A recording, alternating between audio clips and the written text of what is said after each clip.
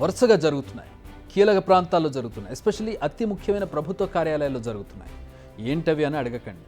మనం మాట్లాడుకునేది అగ్ని ప్రమాదాల గురించి. అదేంటో ఎన్నికల ముందు నుంచి ఇప్పటి వరకు వరుసగా జరుగుతూనే ఉన్నాయి ఈ ప్రమాదాలు. అన్నింటినీ ఆర్డర్లో పెట్టి చూస్తే ప్రమాదాలా లేక ప్రమాదాలుగా చిత్రీకరిస్తున్నారనేది తేలడం లేదు.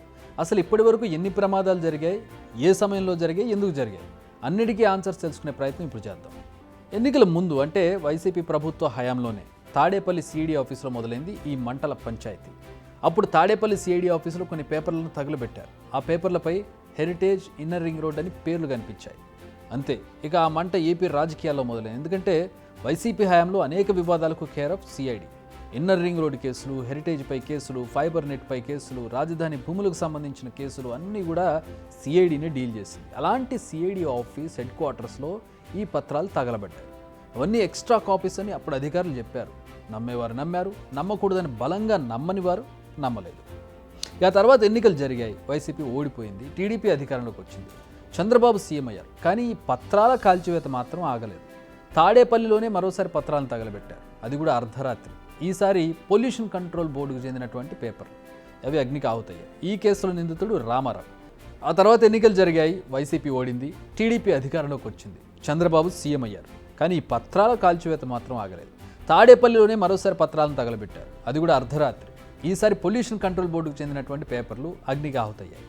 ఈ కేసులో నిందితుడు రామారావు. ఆయన పీసీబీ చైర్మన్గా ఉన్న సమీర్ శర్మ వద్ద ఓఎస్డీగా పనిచేశారు. ఆయన ఇళ్లలో సోదాలు జరిపి కొన్ని డాక్యుమెంట్స్ స్వాధీనం చేసుకున్నారు. అంతేకాదు, పీసీబీ ఆఫీస్ నుంచి కొన్ని ఫైల్స్ బయటకు వెళ్ళినట్టుగా ఆరోపణలు కూడా ఉన్నాయి. నెక్స్ట్, మైనర్ ఇరిగేషన్ శాఖ. ఈ శాఖకు చెందిన కార్పొరేట్ ఆఫీసులో అర్ధరాత్రి ఉన్నటువంటి మంటలు చెలరేగాయి. కీలక ఫైల్స్ అన్నీ అగ్నికి ఆహుతయ్యాయి. ఎలక్ట్రిక్ షార్ట్ సర్క్యూట్ కారణంగా మంటలు చెలరేగి ఆ తర్వాత కార్యాలయం మొత్తం వ్యాపించినట్టు ప్రాథమికంగా నిర్ధారించారు. ఓ ఎలుక వల్లే ఈ ప్రమాదం జరిగిందన్నది ఇప్పటి వరకు ఇన్వెస్టిగేషన్లో తేలిన అంశం.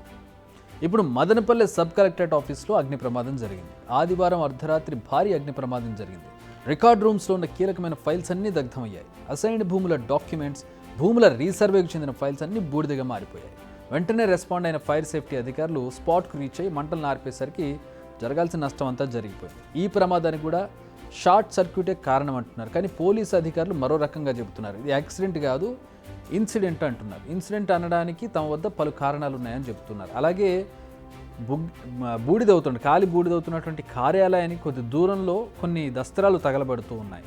ఒకవేళ అవి అక్కడికి ఎవరైనా తీసుకుని వెళ్ళినా కూడా దారిలో పడి ఉండాలి కదా, అక్కడికి తీసుకెళ్ళి ఎవరో కాల్చినట్టుగా అక్కడ మాత్రమే ఎందుకు కుప్పలుగా పడి ఫైల్స్ దగ్ధమవుతున్నాయనేది పోలీసు అధికారుల మీడియాతో మాట్లాడిన సందర్భంలో వారు వ్యక్తం చేసినటువంటి అనుమానాలు. సో మొత్తంగా మదనపల్లె సబ్ కలెక్టరేట్ ఆఫీసు అగ్ని ప్రమాదానికి సంబంధించి, మేబీ ఇన్సిడెంట్కి సంబంధించి చాలా అనుమానాలు అయితే కనపడుతున్నాయి.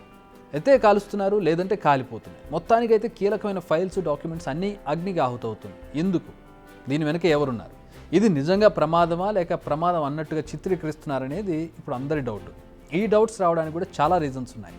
అవేంటంటే, వైసీపీ హయాంలో జరిగిన ప్రతి తప్పుపై తాము ఫోకస్ చేస్తామని సీఎం చంద్రబాబు అనౌన్స్ చేశారు. ఒక్కొక్కటిగా స్టార్ట్ అయ్యాయి కూడా. కొన్ని ప్రాంతాల్లో కేసులు కూడా నమోదవుతున్నాయి. ఇక చిత్తూరు జిల్లాలో మాజీ మంత్రి పెద్దిరెడ్డి రామచంద్రారెడ్డి అక్రమాలపై ఫోకస్ చేస్తూ ఉన్నారు. రీసెంట్గా భూములకు సంబంధించిన శ్వేతపత్రం రిలీజ్ చేసినప్పుడు కూడా చిత్తూరును స్పెసిఫిక్గా హైలైట్ చేశారు ఆయన. సరిగ్గా అదే సమయంలో ఈ అగ్ని ప్రమాదం జరగడం ఈ డాట్స్ను కనెక్ట్ చేస్తుంది, డౌట్స్ను పెంచుతోంది.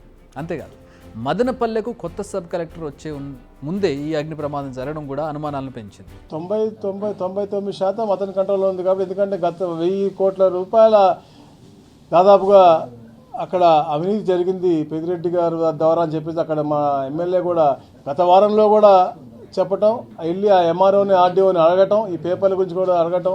మళ్ళీ మనం చూసాం, మన 982 ఎకరాలు ఏదైతే దోచుకున్నారో దాన్ని మేము క్యాన్సిలేషన్ వైపు పెట్టాం. ఎందుకంటే వాళ్ళు ఎలా దీన్ని మార్చారు, ఎలా 982 ఎకరాలు ఇచ్చారనేది కూడా దాంట్లోనే ఉంటుంది కాబట్టి, ప్రాసెస్ ఆఫ్ ఎగ్జిక్యూషన్ ఉంటుంది కాబట్టి దానికోసం కూడా దగ్ధం అయి ఉండొచ్చు. తప్పకుండా ఎవరున్నా కూడా తప్పకుండా వాళ్ళ శిక్షార్హులు. తప్పకుండా ఇది మేము అనుకోవటం తప్పకుండా వైసీపీ నాయకులు. ఎందుకంటే క్లియర్ కట్గా మనకు కనపడతా ఉంది. నేను చెప్పినట్టుగా ఈ ఉద్యోగస్తులు వారం రోజుల్లో చేయమంటే వారాల రోజుల్లో చేయరు. అలాంటిది ఆదివారం రోజు రాత్రిపూట 10:30కి 11 గంటలకు వెళ్ళి అంత సిన్సియర్గా పనిచేయాల్సినంత పని లేదు, అంత సిన్సియర్గా అక్కడ ఉండాల్సినంత ఇది అవసరమూ లేదు.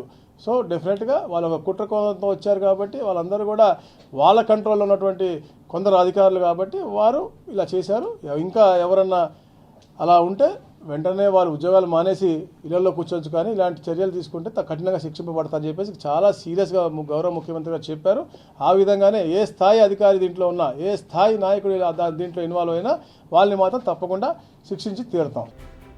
మదనపల్లి సబ్ కలెక్టరేట్లో ఫైర్ యాక్సిడెంట్పై సీఎం చంద్రబాబు సీరియస్ అయ్యారు. ఈ ఘటనపై చాలా అనుమానాలు ఉన్నాయన్నారు. అంతేకాదు అసలు ఈ ఘటన ఎలా జరిగిందో వెంటనే విచారణ జరపాలంటూ ఆదేశాలు జారీ చేశారు. దీంతో డీజీపీ, సిఐడి చీఫ్, ఏకంగా చీఫ్లు ఆ సంఘటనా స్థలానికి వెళ్ళి దర్యాప్తు చేయాలన్నారు, చేస్తున్నారు కూడా. సో పోలీసులు త్వరలోని మంటలు వెనుకున్న వ్యూహం ఏంటి, అసలు మంటలు యాక్సిడెంటా ఇన్సిడెంట్ అనే దానికి సంబంధించి తమ దగ్గర ఉన్న ఆధారాలు ఏంటి, పోలీసు అధికారుల అనుమానాలు నిజమేనా అనేది మరికొద్ది రోజుల్లో తేలబోతోంది. బిగ్ టీవీ అవుట్లుక్ కథనాలు నచ్చితే వెంటనే బిగ్ టీవీ ఛానల్ ను సబ్స్క్రైబ్ చేయండి.